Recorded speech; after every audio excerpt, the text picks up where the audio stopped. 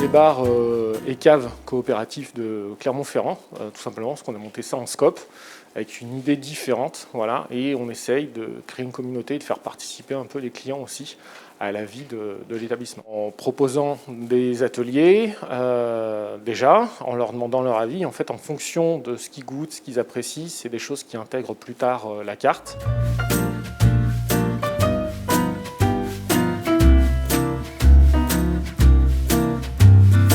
Déjà, c'est un endroit de convivialité. C'est un endroit où on vient découvrir de nouvelles choses, de nouvelles saveurs. Un endroit où on vient se faire plaisir, déjà pour commencer. Et c'est un lieu de rencontre.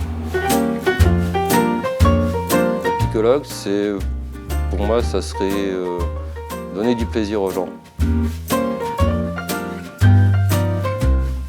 Alors, comme un bon vieux bistrot français, on fait de tout. Voilà. Ce qui va faire la différence, c'est qu'on va faire des produits qui sont principalement français, enfin 100% francophones pour être exact. On est spécialisé dans la microbrasserie artisanale française. On a une carte aussi qui plaît apparemment dans le domaine des vins bio, voilà, naturels, etc. Voilà, on a aussi toute une petite partie restauration autour de la dégustation de produits liés à l'univers de l'apéro. On va chercher directement chez les producteurs locaux. Ça a été une sacrée aventure parce qu'on a trouvé un local, puis on l'a pas eu, puis on a celui-là, puis ça a été compliqué.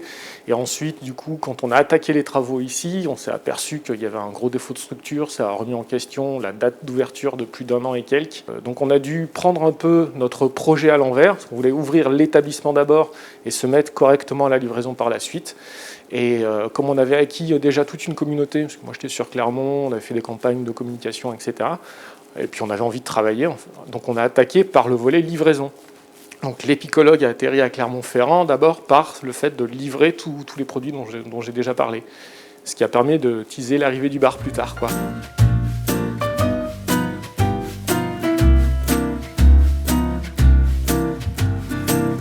nous a quand même bien aidé, quoi. Et ça a permis de subventionner tous les travaux de la vitrine et de la façade qu'on a en fait, principalement.